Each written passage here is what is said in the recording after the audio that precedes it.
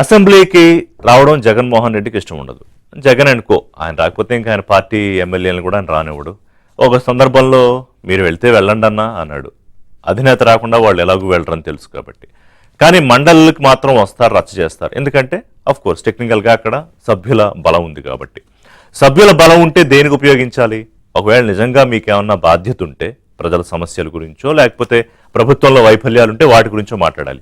కానీ వాళ్ళు మీరు సభలో చేస్తున్న రచ్చ ఏంటి, మండలి కూడా జరగకుండా, అంటే మీరు సభ్యుల బలం ఉంటే వస్తారు, లేకపోతే 11 ఉంటే మీరు అసెంబ్లీకి రారు. అక్కడ క్లియర్గా అర్థమైపోయింది. ప్రతిపక్ష హోదా కావాలని మీరు చేసిన యాగి అంతా కూడా చూసాం మొన్న గవర్నర్ ప్రసంగానికి ఆ రోజు సభకు ముందు. రైట్, ఇక మండలిలో ఎవరిని కాపాడడానికి బొత్స అంత తాపత్రయపడిపోతున్నారు, అంత ప్రయత్నం చేస్తున్నారు? అసలు నెయ్యే కానీ ఒక పదార్థాన్ని నకిలీ రసాయనాల గురించి దేవుడితో రాజకీయాలు చేయడము, మీకు వ్యవస్థల మీద నమ్మకం లేదు, దేవుడి మీద నమ్మకం లేదు కాబట్టి దేవుడి మీద కూడా రాజకీయాలు చేస్తున్నారు. అంటే దేవుడి మీద రాజకీయాలు చేస్తూ ప్రభుత్వాన్ని బదనాం చేయాలనే ప్రయత్నమా? సరే, అదొక ఎత్తు. అయితే ఇప్పుడు చంద్రబాబు నాయుడు కుటుంబానికి సంబంధించి వారి భార్య భువనేశ్వరి చూసుకుంటున్న హెరిటేజ్ సంస్థ మీద బురద జల్లాలి. అక్కడికి సప్లై చేసే చీజు, పనీరు, సప్లై చేసే ఇందాపూర్ డైరీ మీద బురద జల్లాలి. అసలు దీనికి ఈ నకిలీ రసాయనాల నెయ్యి అని మీరు అన్నదానికి ఏం సంబంధం? స్పష్టంగా సిబిఐ ఛార్జ్షీట్లో ఏం జరిగిందనేది వేల పేజీలు కొద్దీ ఉన్న దాంట్లో రిపోర్ట్లో స్పష్టంగా చెప్పింది కదా. 100 పేజీలకు ఉన్న రిపోర్ట్లో. ఇంకా తర్వాత ఈ ఎదురుదాడి దేనికి, ఈ అబద్ధాల గోల దేనికి, ఎవరిని కాపాడడానికి బొత్స గారు చేస్తున్నారు? పైగా బొత్స సత్యనారాయణ ఇంకొక విచిత్రమైన వాదన ఏం తీసుకొస్తారంటే, ఈ నెయ్యి వ్యవహారంలో దేవదేవుణ్ణి మోసం చేసేసి చంద్రబాబు నాయుడు కాజేసిన సొమ్ము బయటికి రావాలి, దాని మీద చర్చ జరగాలి. 250 కోట్లు ఎవరు కాజేశారు, ఎవరి ఖాతాల్లోకి వెళ్ళింది? సుబ్బారెడ్డి పిఏ చిన్నప్పన్న నడిపించిన వ్యవహారం గురించి అందులో స్పష్టంగా లేదా? డబ్బులు కొట్టేసింది మీ పార్టీ మనుషులు కాదా? అడ్డంగా దొరికేసిన తర్వాత ఎవరిని మళ్ళీ మీరు మభ్యపెట్టాలని ప్రయత్నం చేస్తారు, ఎవరిని మోసం చేసేదానికి ప్రయత్నం చేస్తారు? అంటే తీసుకొచ్చి ఇట్లా ముఖ్యమంత్రి చంద్రబాబు నాయుడు కుటుంబం మీద, ఆ సంస్థల మీద పెడితే ప్రజలు ఏమైనా నమ్ముతారా? ఎనీవే, బొత్సకి లీగల్ నోటీసులు ఇచ్చింది ఆ సంస్థ. దీని మీద స్పష్టంగా మీరు ఉంటే యు షో ద ప్రూఫ్, లేదంటే క్షమాపణ చెప్పండి, లేదంటే డెఫమేషన్ కేసుకి సిద్ధంగా ఉండండి అని. అది ఏం జరుగుతుంది అనేది ఆయన ఏం చెప్తారో చూద్దాం. అదొక అంశం. సో మండలిలోనే అంటే 2 వాయిదా తీర్మానాలు ఎక్కడ చూడడం, ఒకే పార్టీకి సంబంధించి 2 వాయిదా తీర్మానాలు కూడా అదో రకమైన గందరగోళం. ఇంకా పార్టీయే గందరగోళం. సో సభలో తీరు కూడా అంతే ఉంటుంది. మరొక వ్యక్తి ఆ పార్టీ సంబంధించి ఈ సభ పరిస్థితి అలా ఉంటే, బూతు నాయకుడు, ఆ పార్టీలో సీరియస్గా ఫీల్ అయిపోయే కామెడీ చేసే నాయకుడు, మరొక నాయకుడు అంబటి రాంబాబు. ఆయన జైలు నుంచి నిన్న షరతులతో కూడిన బెయిల్ మీద విడుదలయ్యాడు. It's a conditional bail. ఆ బెయిల్ మీద కండిషన్స్ మళ్ళీ ఏమీ వైలేట్ చేసినా, లేకపోతే బయటికి వెళ్ళి మళ్ళీ ఇంకొకటి చేసినా అది క్యాన్సిల్ అయిపోతుంది. ఇప్పుడు నిన్న ఆయన బయటకు వచ్చి ఒక హీరోయిక్ ఇమేజ్ లాగా, ఒక ఘనకార్యం సాధించి నేను జైలుకి వెళ్ళాను, ప్రజల కోసం పోరాడి ఉద్యమాలు చేసి జైలుకి వెళ్ళాను, లేకపోతే రాష్ట్రానికి కావాల్సింది ఏదో సాధించి నేను జైలుకి వెళ్ళాను కాబట్టి నన్ను హీరోలో చూడండి అనుకుంటూ ఆయన చేతులు ఎత్తుకుంటూ, అంటే ఆ పార్టీలో ఇట్స్ ఎ క్వాలిఫికేషన్. జైలుకు వెళ్ళడం అనేది వైఎస్ఆర్సీపీలో మిగతా వాళ్ళకన్నా కూడా ఒక ఎక్స్ట్రా క్వాలిఫికేషన్. అందుకే మీకు జగన్ రెడ్డి ఆయన యువతకు చెప్పేటప్పుడు కానీ ఆ సందర్భాల్లో కానీ జైళ్ళు, కేసులు, బెయిళ్ళు, అరెస్టులు, వీటికి మీరు భయపడకండి, నేనుంటా, రేపు మనం వచ్చిన తర్వాత చూసుకుందామని. అంటే వీళ్ళందరూ ప్రత్యేకంగా కేటగిరీ కింద వస్తారు పక్కకి. అంబటి ఓకే జైలుకి వెళ్ళాడు, తర్వాత లిక్కర్ స్కామ్లో ఎవరో జైలుకి వెళ్ళారు, మిథున్ రెడ్డి, లేకపోతే చెవిరెడ్డి భాస్కర్ రెడ్డి, లేకపోతే మోహిత్ రెడ్డి, ఇంకో రెడ్డి, ఇంకొకళ్ళు, అంటే జైలుకి వెళ్ళిన బ్యాచ్ అంతా కూడా స్పెషల్ కేటగిరీ కింద వస్తారనమాట. రాష్ట్రానికి స్పెషల్ కేటగిరీ గురించి ఎట్లాగో వీళ్ళు మాట్లాడరు, కానీ ఈ జైలు కేటగిరీ ఒకటి ఉంటుంది. సరే, అదొక. ఆయన ఏమంటాడంటే జగన్ ఆధ్వర్యంలో కూటమి ప్రభుత్వాన్ని బద్దలు కొట్టేస్తాం, కూల్చేస్తాం. అదేమన్నా పాతబడిపోయి ఎప్పుడో పురాతనంగా కట్టిన ఇటుక కూడా కూల్చేయడానికి, లేకపోతే మీరు ప్రభుత్వంలోకి రాగానే కక్షపూరితమైన రాజకీయాలతో కూల్చేసిన ప్రజావేదిక అనుకున్నారా? ప్రజల ఆకాంక్షలతో, ఆంధ్రప్రదేశ్ ప్రజల ఆకాంక్షలతో ఏర్పడిన కూటమి. 164 సీట్లతో నెవర్ బిఫోర్ అనే స్థాయిలో ఏర్పడిన కూటమి ప్రభుత్వం ఇది. పవన్ కళ్యాణ్ చంద్రబాబు బంధాన్ని కానీ పొలిటికల్గా, లేకపోతే పవన్ లోకేష్ల మధ్య ఉన్న ఒక అన్నదమ్ముల సంబంధాన్ని కానీ మీరు ఎన్ని కుట్రలు చేసినా బ్రేక్ చెయ్యలేరు. కలలు గనచ్చు ఏమన్నా చేయడానికి. ఎందుకంటే పదే పదే పవన్ కళ్యాణ్ 15 ఏళ్ళు ఫస్ట్ ఆయనే అన్నారు, ప్రపోజల్ పెట్టింది ఆయనే, కలుస్తున్నాం అని చెప్పి కండిషనల్గా, అన్కండిషనల్గా త్యాగం చేస్తామని చెప్పింది ఆయనే, రాష్ట్రాన్ని కాపాడుకోవడానికని చెప్పింది ఆయనే, వ్యతిరేక ఓటు చేయలేం అని చెప్పింది ఆయనే. వాళ్ళు 15 ఏళ్ళు ఖచ్చితంగా కూటమి అధికారంలో ఉంటుందని చెప్తోంది ఆయనే. ఇక చంద్రబాబు నాయుడు, బీజేపీ, ఇంక మీరు ఏం చేయగలుగుతారు? సో 15 ఏళ్ళు మీరు కలలు కనండి, అప్పటికి ఉంటే పార్టీ యాక్టివ్గా.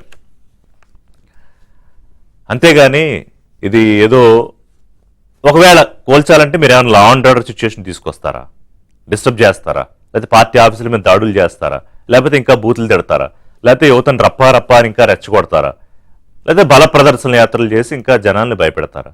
ఇవన్నీ ఆల్రెడీ మీరు చేశారు కదా. You have tried every option available, మీకు ఉన్నవన్నీ చేశారు, ఫెయిల్ అయిపోయారు. ఇప్పుడు ఇంకేం చేయాలి? నేనేమో ఆయన గురించి మాట్లాడట్లా, వైసీపీ తాలూకా ఆలోచన గురించి ఆయన ఒక రిప్రజెంటేషన్ ఇచ్చాడంతే. పొలిటికల్గా మీరు అధికారంలోకి రావడానికి ఏ రాజకీయ పార్టీ అయినా యాంబిషన్ అదే. కాబట్టి మీరు ప్రజల మనసు గెలుచుకుని వీళ్ళ తప్పుల్ని ప్రజల ముందు ఉంటే తప్పులుంటే నిలబెట్టి అప్పుడు రండి. ఆ సత్తా లేదుగా మనకి. అసలు ప్రతిపక్షంగానే ఫైట్ చేసే సత్తా లేదు. ఈ 11 కూడా ఉండవు. ఇట్లాంటి ఓవరేషన్ చేస్తే సింగిల్ డిజిట్కి పరిమితం అవుతారు. ఇప్పుడు ఇంకోటి తేలిందిగా, వైసీపీ ఎమ్మెల్సీ అనంతబాబు వ్యవహారం.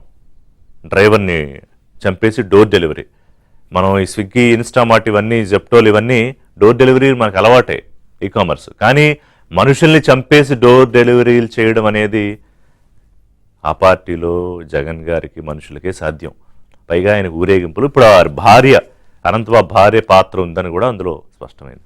సో ఇవన్నీ ఎందుకు చెప్తున్నానంటే, నేను తప్పు మీద తప్పు, తప్పు మీద తప్పు, తప్పు మీద తప్పు చేస్తూ, మీరు కుట్రలు చేస్తూ, దేవుణ్ణి కూడా వదలకుండా రాజకీయాలు చేస్తూ, ఇవన్నీ చేసి పైగా ముఖ్యమంత్రి అని చూడకుండా, ముఖ్యమంత్రి కుటుంబ సభ్యులను అంటే ఏది మీరు చెయ్యలేదు, ఏది చేయకుండా వదిలేశారు.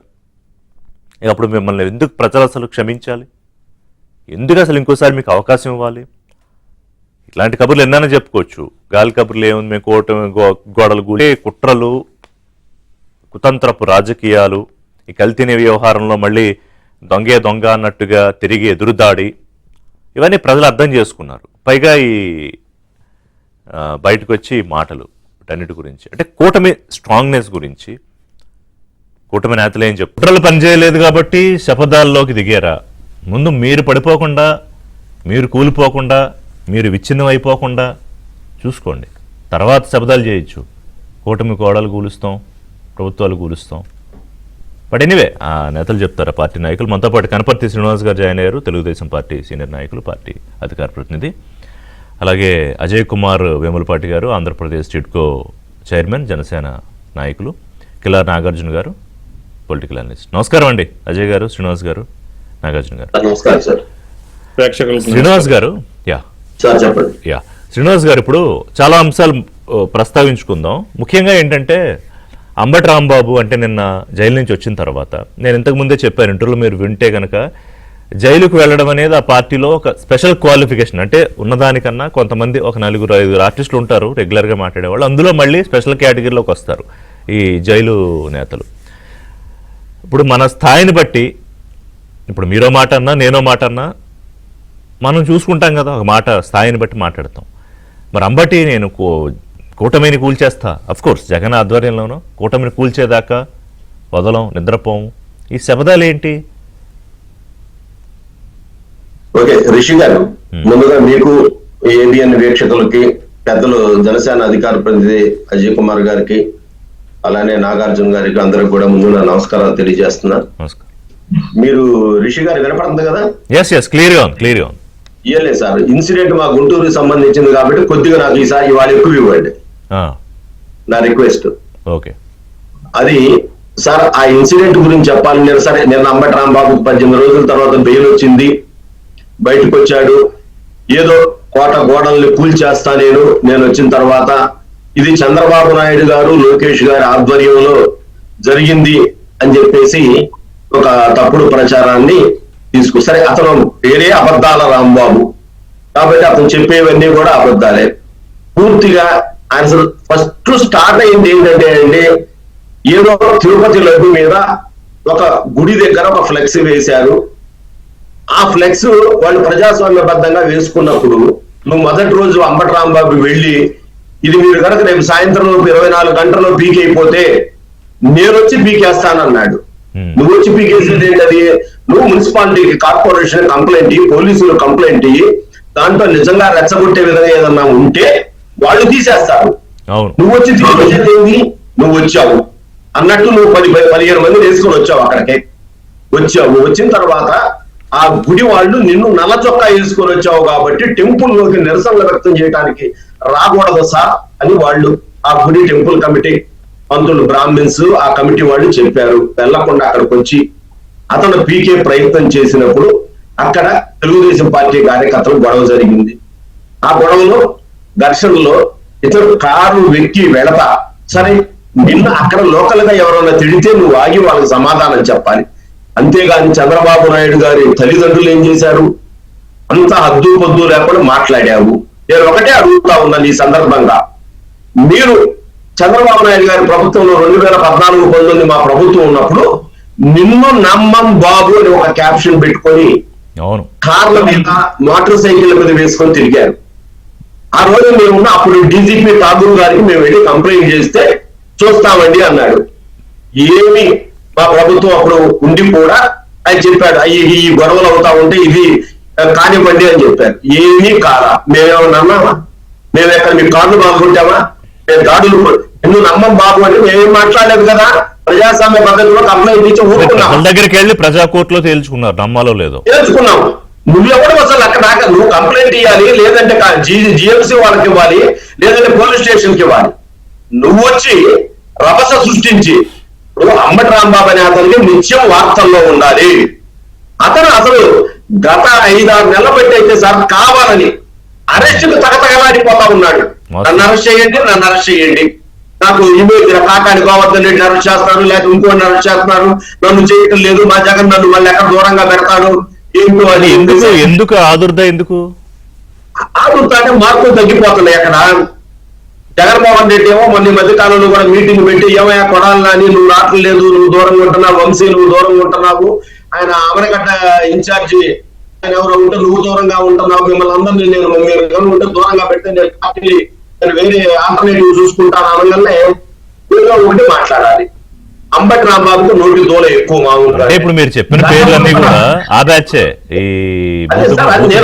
మీకు ఒకటే గుర్తు చేస్తా ఉన్నా నేను.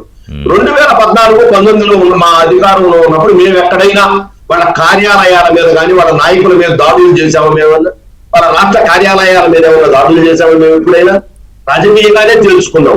ఎప్పుడైతే మీరు 2019 అధికారంలోకి రాగానే నీవు నేర్పిన నిజ నీరజాక్షి అన్నట్టుగా మా దేవాలయం లాంటి రాష్ట్ర కార్యాలయం మీద ఈ గోండాలు అంబటి రాంబాబు తెలియదా? ఎమ్మెల్సీ అక్విరెంట్ ఆధ్వర్యంలో కదా గోండాల మొత్తం కార్పొరేటర్ శిష్యులు ఈ ఆకురౌడీలంతా వచ్చి దాడి చేయడం కాకుండా అక్కడ పనిచేస్తున్నటువంటి మీడియా కోఆర్డినేటర్ అనిల్ గారు కానివ్వండి, ఎవరినైనా కానివ్వండి దారుణంగా కొట్టారు. 10-15 మంది గాయాల పాలయ్యారు, అద్దాల పాలు కొట్టారు. అంతగా వదిలిపెట్టారా? మాజీ ముఖ్యమంత్రి నేషనల్ సెక్యూరిటీ గార్డు రక్షణలో ఉన్నటువంటి చంద్రబాబు నాయుడు గారి ఇంటి మీదకి నువ్వేదో మంత్రి పదవి కోసం ఆశించి నువ్వు అక్కడికి వెళ్ళి దాడికి ప్రయత్నిస్తావా? అదేమంటే నేను వినతి పత్రం సిగ్గుగా మాట్లాడటానికి నువ్వు ఒక మాజీ ముఖ్యమంత్రికి ప్రతిపక్ష వినతి పత్రం ఇస్తావా?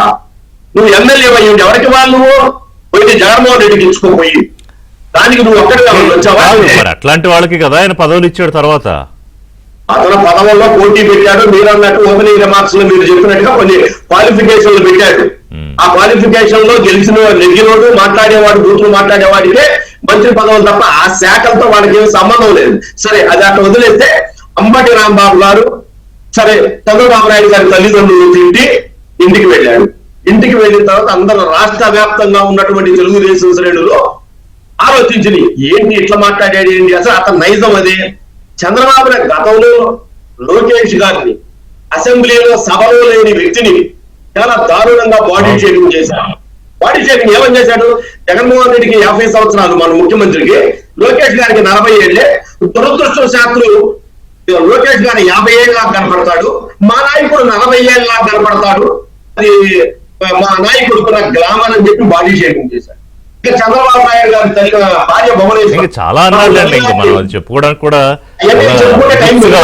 అలాంటి మాటలన్నీ అన్ని మాట్లాడాడు. నిన్నేమో చంద్రబాబు నాయుడు గారు తల్లిదండ్రులను దూషించినప్పుడు మేము ఒకటే మేమేం మాట్లాడిందా, 12 గంటలకు ఇంటికి వచ్చి ప్రెస్ మీట్ పెట్టాడు. మేమందరం కూడా ఎదురు చూసాము. ఎవరు ఎదురు చూసాము? ఇతను ప్రెస్ మీట్ పెడతా ఉన్నారు, తప్పు అయింది, పొరపాటు పడ్డారు, అంత పెద్ద మనిషి, అన్ని రాజకీయాలు అందరూ మాట్లాడాల్సింది కాదు, బేషరతుగా క్షమాపణ చెప్తున్నాము, క్షమించండి అంటారు అనుకున్నాం. అనుకుంటే అతను ఏం మాట్లాడాడు? లోకేష్ రెడ్ బుక్ చూసి నా గేట్ లో కుక్క కూడా భయపడదు, నేను అనుకున్నాను అలా అని ఉండాల్సింది కాదని అనుకున్నాను. క్షమాపణ చెప్పాడు అంటున్న వాడికి కాదు క్షమాపణ చెప్పాడు అంటున్న వాడు క్లారిటీ అంటే నేను స్పష్టంగా విన్నా. నాలాంటి పెద్ద మనిషి, నాలాంటి ప్రజానాయకుడు అలా మాట్లాడకూడదు, అంతేగాని అలాంటి పెద్ద మనిషిని అలా అనకూడదు అనలేదు ఎక్కడ. అదే ఆయనే సర్టిఫికేట్ ఇచ్చుకున్నాడు అలాంటి పెద్ద మనిషి అని ఉండకూడదు.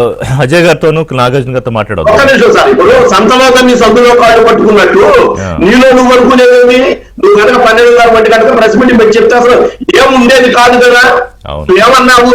దమ్ముంటే రండి, నన్ను అరెస్ట్ చేసుకోండి, నేను భయపడను, నేను సూట్ కేసుతో బట్టలు సర్దుకొని ఉన్నావు, నువ్వు కోర్టులో హాజరు పెడితే ఏలాడబడ్డావు, రెండు ముగ్గుల సహస్రాలతో దండం పెట్టి ఎంజాయ్ చేశాను అన్నాడు ఆయన.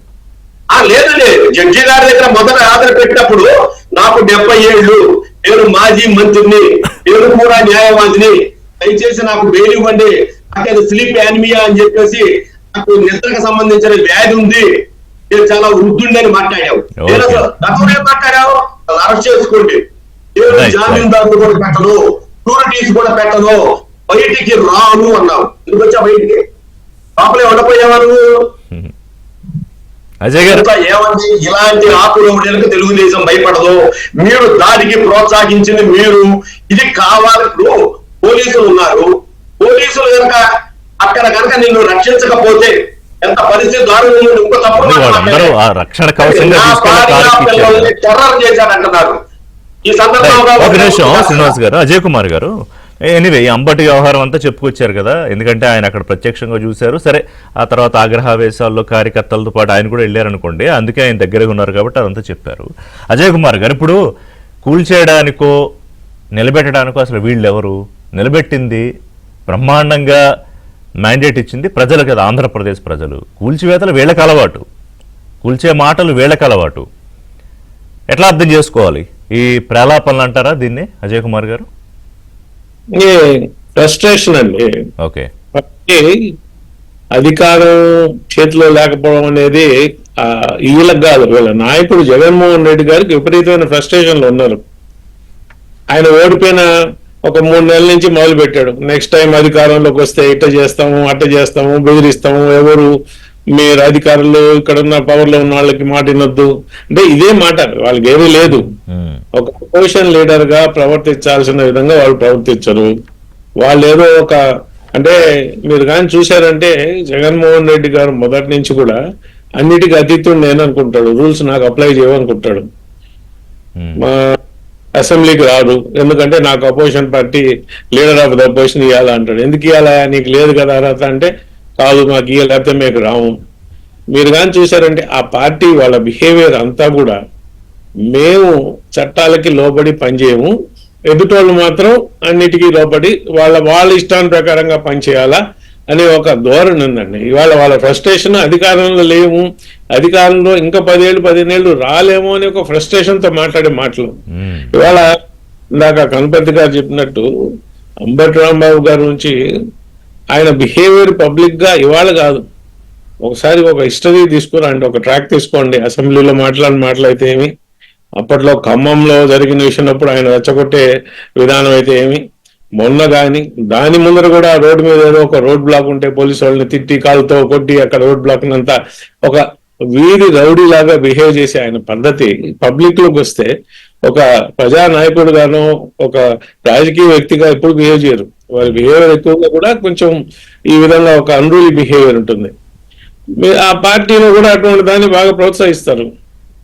మాకు మా పార్టీలో చేరిన బాలినేని వాసు గారు చెప్పారు, నేను పవన్ కళ్యాణ్ గారిని తిట్టమని చెప్పి నాకు డైరెక్షన్స్ ఇస్తే నేను తిట్టనని చెప్పాను, అందుకని నన్ను తీసేశారు అనేది క్లియర్ గా నాతోనే చెప్పారు.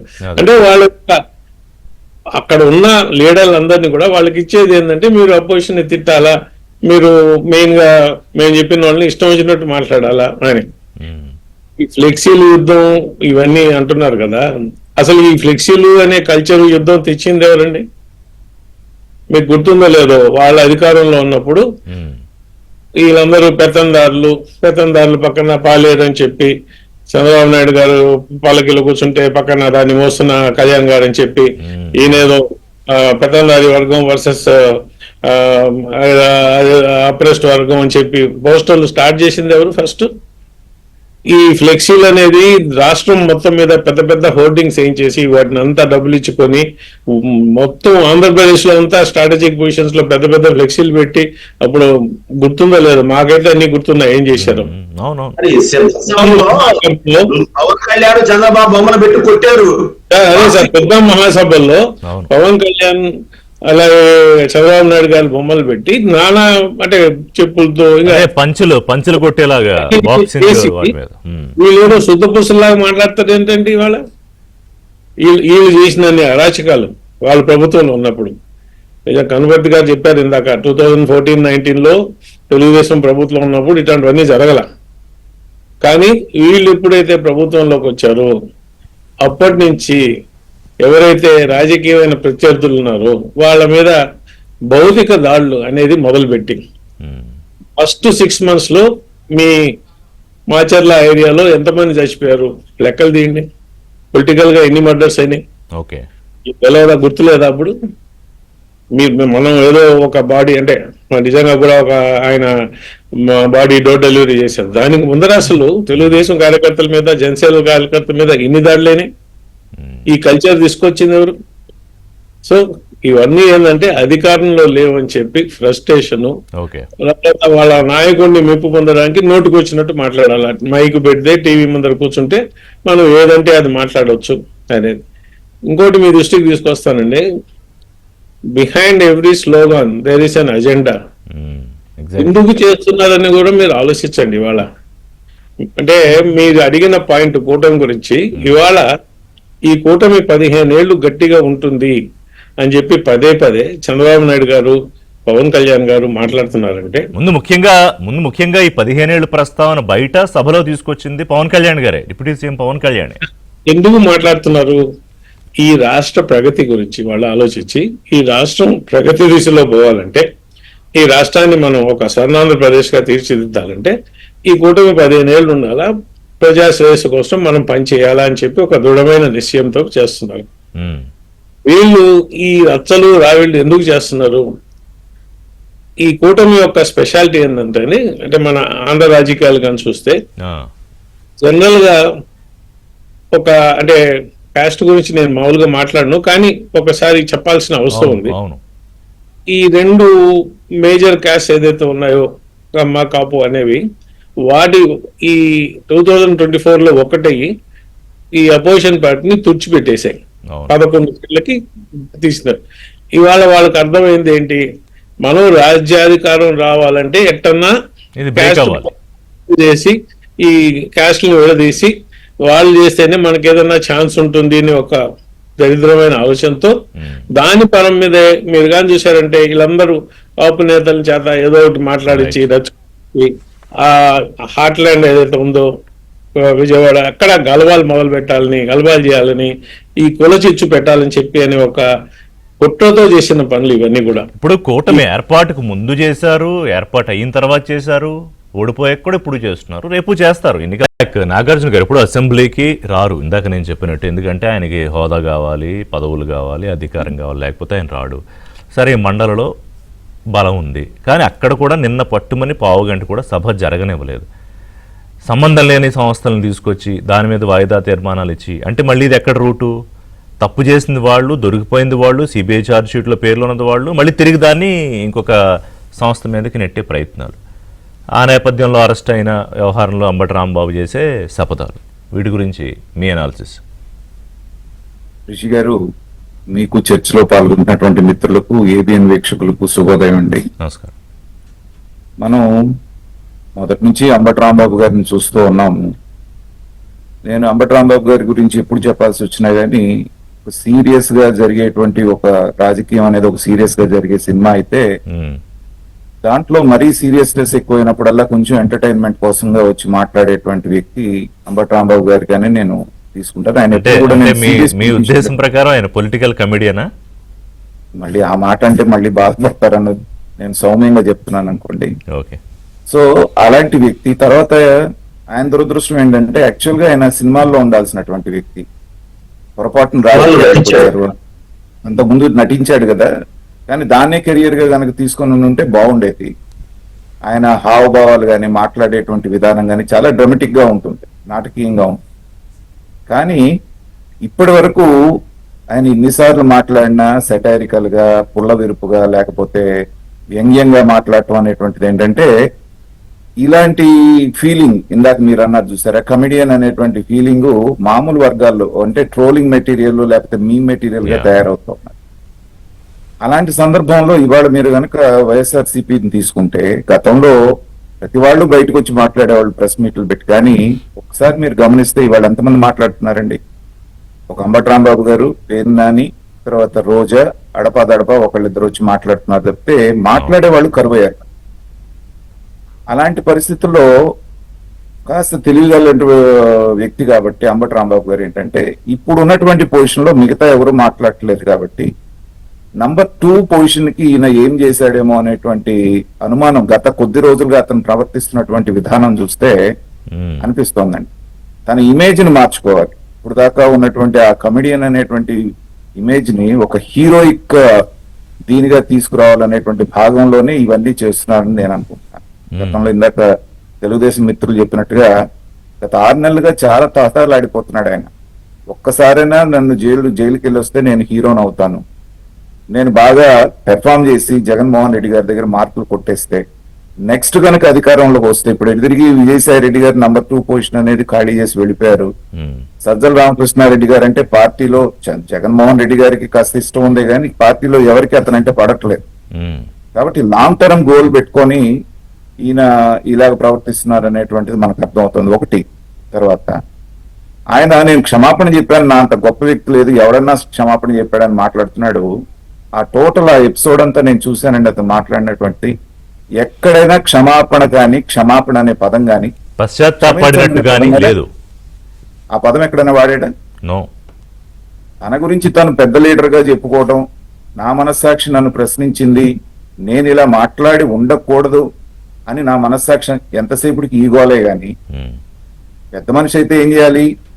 ఫర్ ఆఫ్ ఎ మూమెంట్ అదే ఆయన అన్నప్పుడు అనుకున్నానండి తప్పు అయిపోయిందని ఒక మాట అంటే ఇంత దారుణం జరిగేది కాదు.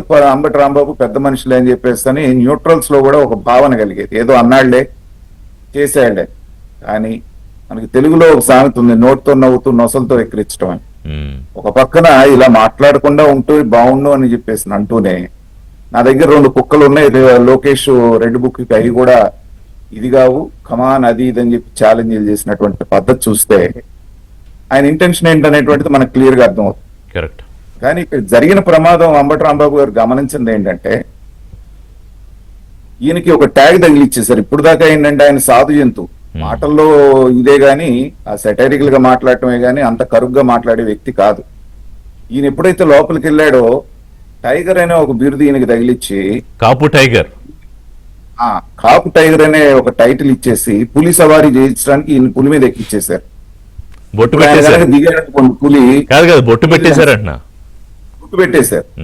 ఇప్పుడు పులి దిగాడు అనుకోండి, పులి తినేస్తే సవారీ చేయడం అంటే కత్తి మీద సాము లాంటిది. తనది కాని క్యారెక్టర్ లో ఇప్పుడు ప్రవేశించాడు. కాబట్టి పులిలాగా గర్జించాలనేటువంటి ఉద్దేశంతో గర్జన చేయాలని ఆయన ప్రదర్శించిన నిన్న చూసినటువంటి జైలు బయటకు వచ్చిన తర్వాత ఆయన చేసినటువంటి శపథాలు, తర్వాత మాట్లాడినటువంటి మాటలన్నీ చూస్తే ఏంటంటే ఆ పులి అని ఇచ్చిన టైటిల్ ని జస్టిఫై చేయడం కోసం ఆయన పడుతున్నటువంటి తాపత్రయంగానే కనిపించింది. కానీ ఇవాళ ప్రభుత్వాన్ని పడేయటానికి మీరెవరండి? ఇంకా దాదాపుగా 2-3 సంవత్సరాల పైన ఈ ప్రభుత్వానికి టైం ఉంది. తర్వాత మీరు చేసిన పాలనని ఈ పాలనని గనక బేరీజు వేసుకొని చూస్తే నక్కకి నాకలోగానికి ఉన్నటువంటి తేడా ప్రజలు ఇవాళ ఎలా ఉన్నారు అనేటువంటిది చూస్తూ ఉన్నారు. చూసినప్పటికీ కూడా మేము పడేస్తాం చేస్తాం అనేటువంటి భ్రమల్లో వాళ్ళు బ్రతుకుతున్నారంటే ఏంటంటే దాన్ని బట్టే వాళ్ళకి భవిష్యత్తులో మళ్ళీ అధికారంలోకి వచ్చేటువంటి ఆశలు ఊరికే కల్పిస్తున్నారు కానీ వాళ్ళకు కూడా లేవు. ఒకటి లేవు. రెండవది, ఇందాక మీరు మండలి విషయంలో బొత్స సత్యనారాయణ గారు మాట్లాడిన దాని గురించి మాట్లాడతానండి. ఒక్కటి చెప్తున్నాను రిషి గారు, వాళ్ళు చాలా క్లియర్ కట్ గా ప్లాన్ ఆఫ్ యాక్షన్ లో ఉన్నారు. మన అధికార పార్టీ వాళ్ళలో లోపించింది, వాళ్ళల్లో ఉన్నది ఏంటంటే దోషులుగా లడ్డు కల్తీ విషయంలో వాళ్ళు దొంగలుగా బయటపడబోతున్నారు అనేటువంటి విషయం అందరికంటే ముందు వాళ్ళకి తెలుసు. ఎందుకంటే చేసిన వాళ్ళు కాబట్టి. అవును. రాబోయేటువంటి సిబిఐ సిట్ రిపోర్ట్ ఎలా వస్తుంది అనేటువంటిది వాళ్ళకి తెలుసు కాబట్టి ఒక నెరేటివ్ క్రియేట్ చేస్తున్నారు వాళ్ళు. దీంట్లో ఎక్కడైనా సరే జంతు కొవ్వు లేదు అనేటువంటి ఒక మాట వస్తే దాన్ని ఎదురుదాడిగా అదిగో చంద్రబాబు నాయుడు గారు జంతువు కొవ్వు అన్నారు కాబట్టి అది లేదు కాబట్టి మేము క్లీన్ అనేటువంటి ఒక నెరేటివ్ క్రియేట్ చేసుకొని మీరు గమనిస్తే కింద స్థాయి చెప్పాడు రాగానే మీకు ఆ రిపోర్ట్ రాగానే వీళ్ళకంటే ముందు వాళ్ళు పెట్టి కింద స్థాయి కార్యకర్త దగ్గర నుంచి పైన ఉన్నటువంటి జగన్మోహన్ రెడ్డి గారు కూడా ఏకకంఠంతో అదే స్టాండ్ మీద ఉన్నారు. కానీ అసలు నెయ్యే లేదు దాంట్లో, పామాయిల్ కెమికల్స్ తోటి జరిగిందనేటువంటిది అంత క్లియర్ గా రిపోర్ట్ వచ్చినా దాన్ని క్లియర్ గా ప్రజల్లోకి తీసుకెళ్ళి ప్రజలకు అర్థమైంది. నేషనల్ మీడియా అయితే ఒక రకంగా తలంటం కాదు ఇంకొక మాట అనాలి మనం, అట్లా చేసింది వాళ్ళు. అయినప్పటికీ కూడా ప్రజలకి క్లియర్ గా ఎక్స్ప్లెయిన్ చేయటంలో కూటమి ప్రభుత్వం కొంతవరకు ముందు, ఇప్పుడంటే కాస్త అగ్రెసివ్ గా వెళ్తున్నారు, కొంచెం ప్రజల్లోకి తీసుకెళ్తున్నారు, కానీ వాళ్ళ దాడి ముందు వెనకబడ్డారు. దాన్ని మనం నిజం ఒప్పుకోవాల్సిందే. సో దాన్ని కూడా చేసిన తర్వాత ఇవాళ నేషనల్ మీడియా దాన్ని టేకప్ చేసి అర్నబ్ గోస్వామి ఎలా మాట్లాడాడు, మిగతా వాళ్ళు టీవీ 18 వాళ్ళు ఎలా మాట్లాడాడు మనం అంతా చూసాం. ఎక్కడికక్కడ వీళ్ళని ఎండగట్టిన తర్వాత ఏంటంటే అక్కడ మాట్లాడేటువంటి అవకాశం లేకుండా తలా తోక లేనటువంటి తీసుకొచ్చి హెరిటేజ్ కి ముడి పెట్టాలని వాళ్ళు చేస్తున్నటువంటి అసలు ఇది ఎంత విచిత్రమైన వాదన బొత్స చేస్తున్నారంటే మరి ఆయన సీనియర్ కూడా ఏమైపోతుందో ఇట్లాంటప్పుడు అర్థం కాదు. అంటే ఒకటే అండి, బొత్స పరిస్థితి మనకు తెలుసు. ఈ మధ్య కాలంలో ఎక్కడ ఆయన మాట్లాడినటువంటి సందర్భం లేదు. నాకు తెలిసి జగన్మోహన్ రెడ్డి గారు పిలిచి గట్టిగా క్లాస్ తీసుకొని ఉంటారు. ఎందుకు వెనకాల ఉంటున్నావు, ఎదురికి మాట్లాడేటువంటి కొడాలి నాని, వల్లభనేని వంశీ జైలుకి వెళ్ళి వచ్చిన తర్వాత అందరూ బుద్ధిమంతుల్లాగా మారిపోతున్నారండి. అంతకుముందు ఎలా ఉన్నప్పటికీ మీరు ఒక బోరగడ్డ అనిల్ని తీసుకోండి, తర్వాత మిగతా వాళ్ళందరినీ వల్లభనేని వంశీని తీసుకోనివ్వండి, పోసాని కృష్ణమురళిని తీసుకోనివ్వండి, నందిగాం సురేష్ ని తీసుకోనివ్వండి, చాలా గుడ్ బాయ్స్ అసలు అందరూ మ్యూట్ మోడ్ లో ఉన్నారు. సో ఈ ఒక అంబటి రాంబాబు మాత్రమే ఇవాళ ప్రెస్ మీట్ పెడతానంటున్నారు, జోగి వీళ్ళిద్దరు. సో కాబట్టి నువ్వు సీనియర్ గా ఉండి నువ్వు మాట్లాడకుండా ఉంటావు. వాళ్ళకి కాస్తో కూస్తో బలం ఉన్నది ఆ మండలిలోనే కదా. అవును, ఆయన మండలిలో మొన్నటిదాకా చూడండి క్లియర్ కట్ చేంజ్ కూడా బొత్స సత్యనారాయణ గారు పెద్ద మనిషి లాగానే మాట్లాడుతూ వచ్చారు మొన్నటిదాకా విషయాల మీద. ఏదైనా ఉంటే చెప్తున్నాం, సరి చేసుకుంటే చేసుకోండి అన్నట్టుగా. కానీ టోన్ మారింది ఈ విషయంకి వచ్చేటప్పుడు. అబద్ధాన్ని కూడా నిజం చేయడానికి ఆయన పడ్డటువంటి తాపత్రయం చూస్తే ఇంత సీనియర్ పొలిటీషియన్ కి పరిస్థితి రావడం అనేది ఒక రకంగా నాకు జాలేసింది. అంబటి మాట్లాడిన బూతుల్ని కవర్ చేయడానికి ఆయన పడిన ప్రయత్నం, తాపత్రయం ఇప్పుడు ఈ ఇందాపూర్ డైరీ హెరిటేజ్ సంస్థల విషయంలో ఇందాపూర్ తీసుకొచ్చి హెరిటేజ్ ముడిపెట్టి దాన్ని తీసుకెళ్లి తిరుపతి లడ్డు కలపాలనేటువంటి వాళ్ళ తాపత్రయం చూస్తే ఏంటంటే ప్రజలు నవ్వుకుంటున్నారు అనేటువంటి విజ్ఞత కూడా వాళ్ళకి లేదండి. తర్వాత కామన్ సెన్స్ పాయింట్ ఏంటంటే సరే ఇందుకు వీళ్ళకి ఉందా లేదా అనేటువంటిది. సరే ఇప్పుడు సప్లై చేస్తున్న నెయ్యినేమన్నా తీసుకెళ్లి మీరు టెస్ట్ చేసి అదేమన్నా కల్తీ నెయ్యి ఏమన్నా తేల్చారా? అది లేదు కదా. ఏమీ లేకుండా ఏదో దొరికింది కాబట్టి ఇక్కడ ఒకటేనండి వాళ్ళ స్ట్రాటజీ. వాళ్ళు ఎదిరిగి అవినీతి పొరలు బురద అంతా వాళ్ళకు ఉన్నది కాబట్టి వాళ్ళ బురద కడుక్కునే కంటే ఈజియెస్ట్ థింగ్ ఏంటంటే అదే బురదను తీసి పక్కన వాళ్ళకు కూడా రాసేస్తే మనము వాళ్ళు సమానం అయిపోతారనే ఒక స్ట్రాటజీ వాళ్ళు వెళ్తున్నారు. కాబట్టి ఒక రకమైనటువంటి అయోమయం గందరగోళంలో పడి కొట్టుకుంటున్నటువంటి వైసీపీ పార్టీని ఇలాంటివి ఏమన్నా ప్రజలు, నాగార్జున గారు ప్రజలు క్లియర్ గానే ఉన్నారా? వాళ్ళకి ఏమి కన్ఫ్యూజన్స్ లేవుగా? 100% సార్. ఇప్పుడు తిరుమల వెంకటేశ్వర స్వామిని పూజించేటువంటి కోట్లాది మంది భక్తులు మీరు ఎవరి దగ్గరికైనా తీసుకెళ్లి మైక్ పెట్టండి, అయ్యా జంతు కొవ్వు లేదు దాంట్లో, నిజమే లేదనే కాసేపు అనుకుందాం. జంతు కొవ్వు లేదు కానీ పామాయిల్ తోటి రసాయనాల మిశ్రమే కదా అది. ఆ రసాయనాలతో తయారు చేసినటువంటి లడ్డు కలిపి పెట్టారయ్యా, వాళ్ళని ఏం చేద్దామని ఒక మాట అడగండి. కామన్ వెంకటేశ్వర స్వామి భక్తుడు ఏం చెప్తాడో తెలిసిపోతుంది. దగ్గరగా ఉంటే మక్కిలిరగ వేస్తారు, దగ్గరికి ఉంటే చేసిన వాళ్ళు. కాబట్టి ఎవరెన్ని గిమ్మిక్స్ చేసినా, నేను ఫస్ట్ లో కూడా అదే చెప్పానండి, వాళ్ళు ఎన్ని ప్రచారాలు చేసినా ప్రజాక్షేత్రంలో కోర్టులో ఎదురిగి వీళ్ళకి శిక్షలు పడవు, బెయిల్ మీద బయటకు వస్తారు, దశాబ్దాల తడిబడి గడిపేస్తారు. కానీ ప్రజలు గమనించేటట్టుగా అధికార పక్షం కూడా చేయాల్సింది ఏంటంటే ఎప్పటికప్పుడు వాళ్ళు వేసే బురదని ప్రజల దృష్టిలో మీరు క్లీన్ గా ఉండటం కోసంగా తప్పదు మీకు. అలాంటి వాళ్ళతో ఫైట్ చేస్తున్నప్పుడు మీరు అప్రమత్తంగా లేకపోతే వాళ్ళు చెప్పేటువంటి అబద్ధాలను నమ్మించడానికి వాళ్ళు సదా ప్రయత్నం చేస్తుంటారు. కాబట్టి అందరూ అప్రమత్తంగా ఉండాలనేటువంటి ఇదే అంశం కూటమి నేతల నుంచి. ఈ నకిలీ రసాయనాల వ్యవహారం, నేను నెయ్యి కూడా అంటలేదు, ఎందుకంటే అందులో నెయ్యే లేదు అసలు. సో ఇప్పుడు దాని మీద ఇప్పుడు వీళ్ళు చేస్తున్న ఎదురుదాడి, ఏదో చంద్రబాబు నాయుడు గారి కుటుంబానికి వాళ్ళు నడిపించే వ్యాపారం ఆయనకి సంబంధం లేదు, కుటుంబంలో వ్యాపారం కాబట్టి దాన్ని తీసుకొచ్చి ఇందులో కలపాలని ఈ ప్రయత్నాలు చేస్తున్నారు కదా బొత్స లాంటి సీనియర్ నేతలు. దాని మీద ఎక్కడో కొంత, అంటే నాగార్జున గారి అభిప్రాయం కూడా, కొంత కూటమి నేతల నుంచి, ముఖ్యంగా తెలుగుదేశం పార్టీ నాయకుల నుంచి రావాల్సిన స్థాయిలో కౌంటర్ వస్తుందా, రావట్లేదా? అంటే నాగార్జున గారు చెప్పిన దాంట్లో ఏకీభవిస్తాను సార్. ఏం చేస్తాం సార్, మా డిఎన్ఏనేమో అటువంటిది, ఏది పడితే ఇది మాట్లాడి. ఇప్పుడు జగన్మోహన్ రెడ్డి వైకాపా డిఎన్ఏనేమో క్రిమినల్ డిఎన్ఏ, అరాచకపు డిఎన్ఏ. మా దానికి ఏంటంటే మేము పూర్తిగా మాకు క్లారిటీగా వచ్చిన తర్వాత విత్ ఎవిడెన్సెస్ తో సహా మాట్లాడాలంటాం తప్ప మేమేది కూడా ఏది పడితే. ఇప్పుడు మీకు ఒకటే చెప్తాం, ఇక మీకు మీ అధినేత కూడా అదే చెప్పారు, మీరు ఆధారాలు పెట్టుకుని మాట్లాడండి అని. 2019లో వాళ్ళ బాబాయిని జగన్మోహన్ రెడ్డి సొంత తమ్ముళ్ళ చేత చంపించి చంద్రబాబు నాయుడు గారి చేతిలో కత్తి పెట్టి నారాసుర రక్త చరిత్రని ఆంధ్ర రాష్ట్ర ప్రజలు నమ్మించాడు. తర్వాత సిబిఐ అన్నాడు, సిఐ అన్నాడు, అసలు విషయం వచ్చి వాళ్ళ తమ్ముడు దోషి, మొత్తం వాళ్ళే చంపించారని వాళ్ళ స్వయాన వివేకానంద రెడ్డి కూతురు డాక్టర్ సునీత బయటకు వచ్చి వాస్తవాలు రాష్ట్ర ప్రజలకు తెలిసిన తర్వాత అసలు వాళ్ళు ఇప్పటికీ కూడా ఎదురుదాడి చేస్తానే ఉంటారు. ఆ విషయం ఎందుకు చేశారంటే ఈ రోజు కూడా చెప్పరు వాళ్ళు. అట్లానే తిరుపతి లడ్డు విషయంలో కూడా సార్ కొవ్వూరు విషయం అట, వాళ్ళు అసలు ఎన్డీడీబీ డైరీ అనేది ఈ దేశంలోనే చాలా పెద్ద గొప్ప డైరీ, కేంద్ర ప్రభుత్వ నేషనల్ డైరీ డెవలప్మెంట్ కార్పొరేషన్ వాళ్ళు చేసిన దాంట్లో కొవ్వు కలిసింది అన్నారు. సార్ అది పక్కన పెడితే ఇందాక సార్ చెప్పినట్టు మీకు లడ్డు, అసలు లడ్డు అనేది నెయ్యి లేని లడ్డు, లడ్డే లేదు, దాంట్లో ఏమి లేదు, ఆర్టిఫిషియల్ లడ్డు అంటారు. అది తయారు చేసే పోపులు తయారు చేసే వాళ్ళు కూడా చెప్పారు చాలా దారుణంగా ఉంది, ఇది చాలా అపచారం, ఇది ఈ లడ్డు ఎవరైతే ఈ లడ్డు వెనక ఏ సుబ్బారెడ్డి ఉన్నాడో లేకపోతే ఏ ధర్మారెడ్డి ఉన్నాడో వీళ్ళందరికీ దేవుడు శిక్షిస్తాడంటే నేను ఇప్పుడైతే ఆ శిక్షలు వాళ్ళకి పడ్డాయి. ధర్మారెడ్డికి కూడా పెద్ద శిక్ష పడింది, నా నోటితో నేను చెప్పను, అది చెప్పకూడదు, అది వ్యక్తిగత వ్యవహారం కాబట్టి నేను చెప్పను. ధర్మారెడ్డికి శిక్ష పడింది, ఆ పోలీసులు ఎవరైతే అన్యాయం చేశారో ప్రతి ఒక్కరికి శిక్ష పడింది. ఇవాళ జగన్మోహన్ రెడ్డి లడ్డు గురించి అసలు దాంట్లో ఆ లడ్డు ఎందుకంటే మీరు అపచారం చేసింది కాక ఇంకా మీరు బొత్స సత్యనారాయణ లాంటి సీనియర్ నాయకుడిని అడ్డం పెట్టి ఏదో మాట్లాడాలని చెప్పారు. కాదు,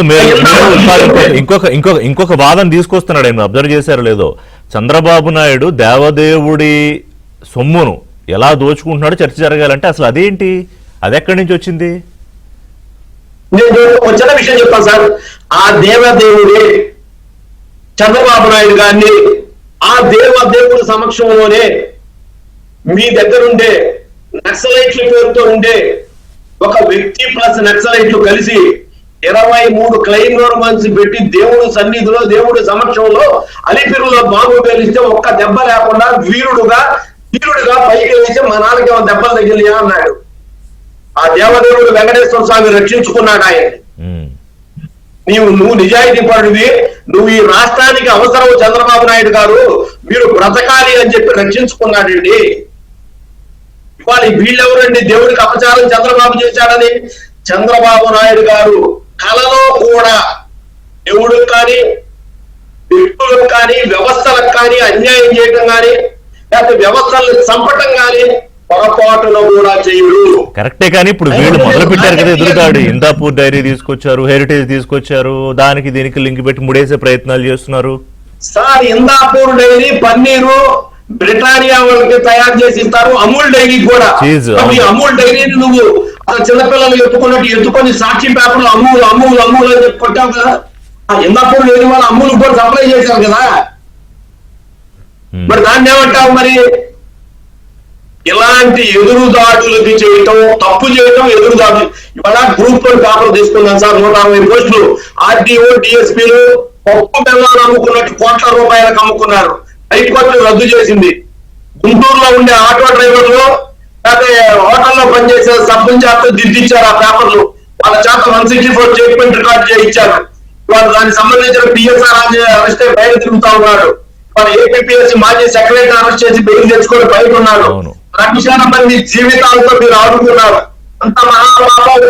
నిరుద్యోగులు తమ చెవులకు ఉన్నటువంటి కన్నులు, ఇల్లికి పెట్టినటువంటి వందనాలు కూడా తాకట్టు పెట్టి వాళ్ళు కోచింగ్ సెంటర్ లో తీసుకున్నారు. ఉజురు పోసుకున్నారు మీరు. అందుకే శ్రీనివాస్ గారు దీని వెనకాల ఇప్పుడు నేను అంబటి మాట్లాడినా, సభలో బొత్స ఒక ప్రయత్నం చేస్తున్నా, జగన్మోహన్ రెడ్డి మాట్లాడి, దీని వెనకాల చాలా స్పష్టమైన కుట్రకోణం ఏంటంటే బయటపడుతున్నారు కదా, మేము కూటమిని కూలగొడతాం, పగలగొడతాం అని. సో ఆ ఎజెండాని మీరు అర్థం చేసుకోగలుగుతున్నారా? ఎందుకంటే దేనికన్నా తెగించవచ్చు. దీంట్లో ఒకటే సార్ మీరు చెప్తా ఉన్నారు, జనసేన తెలుగుదేశం పార్టీ కూటమి ఉన్నంత కాలం ఈ రాష్ట్రంలో వైకాపాకి అసలు ఒక్కటి కాదు కదా, వైకాపా పార్టీ బ్రతికే పరిస్థితి లేదని చెప్పి వాళ్ళు ఎవరైతే చీఫ్ అకౌంటెంట్ విజయసాయి రెడ్డి చెప్పాడు ఉంటే ఆ ప్రాంతాలన్నీ నేను చేసేవాడిని. ఢిల్లీలో జగన్మోహన్ రెడ్డి చేసే దారుణాలు, దుర్మార్గాలన్నీ కూడా నేను ఢిల్లీలో ఉండి కాపాడేవాడిని. ఆంధ్రప్రదేశ్ లో ఆ విధంగా చేయడానికి మన ఎవరు లేడు. ఇవాళ జనసేన తెలుగుదేశం పార్టీ పొత్తులు చెడగొట్టేవాళ్ళు లేడు. అందుకని అని చెప్పి అతను ఒక నక్క వినయంగా నకంలో ఒక స్టేట్మెంట్ ఇచ్చారు. దాన్ని జగన్మోహన్ రెడ్డి మనుషులు అర్థం చేసుకున్నారు. మన మాజీ విజయసాయి రెడ్డి చెప్పింది కరెక్టే, ముందు మనం ఇట్లా చెడగొట్టాలి.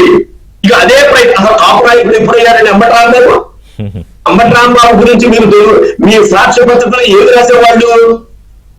నాయకుడు, మాజీ మంత్రి, లేదంటే గుంటూరు జిల్లా పార్టీ అధ్యక్షుడు రాసేవాళ్ళు. ఈ ఇన్సిడెంట్ జరిగిన దగ్గర నుంచి అంబటి రాంబాబు పోయింది. అది నీచాన్ని దిగజారా మీరు?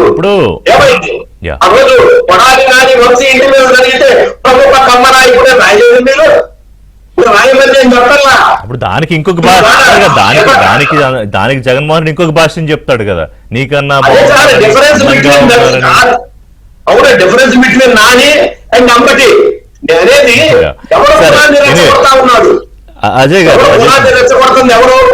చంద్రబాబు నాయుడు గారికి మీరు కులాన్ని ఎంత కట్టాలంటే ఈ జగన్మోహన్ రెడ్డి కానీ మీ నాయకులు కానీ 10 జన్మలు ఎత్తిన కులాన్ని ఎంత కట్టలేరు. సో అజయ్ కుమార్ గారు ఒకటి ఏంటంటే ఇవాళ మనకు దగ్గర నుంచి అజయ్ శేఖర్ రెడ్డి మెజిస్ట్రేట్ కోర్టు నుంచి అజయ్ కుమార్ ఢిల్లీ సుప్రీం కోర్టు వరకు చంద్రబాబు నాయుడు గారి కుటుంబం మీద చంద్రబాబు కనిపిస్తుంది ఏంటంటే అజయ్ కుమార్ గారు, కూటమి అనే దాన్ని ఎవరేం చేసినా కూడా వాళ్ళు క్లియర్గా అండర్స్టాండింగ్తో ఉన్నారు. సరే కింద కూడా అండర్స్టాండింగ్తో లేరని నేను చెప్పట్లేదు, కానీ సరే అక్కడ ఇక్కడో చిన్న చిన్న ఇది ఉంటే ఉండొచ్చు. బట్ ఇప్పటికైతే picture very perfect in the frame.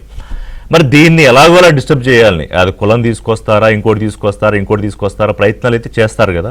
But still మీరు ఒక సీనియర్ నాయకుడు, వయసులో చూసినా కూడా చాలా అనుభవం ఉండుంటుంది ఖచ్చితంగా, అలాగే రాజకీయాలు చూసినా కూడా ఎట్లా ప్రొటెక్ట్ చేసుకోవడం?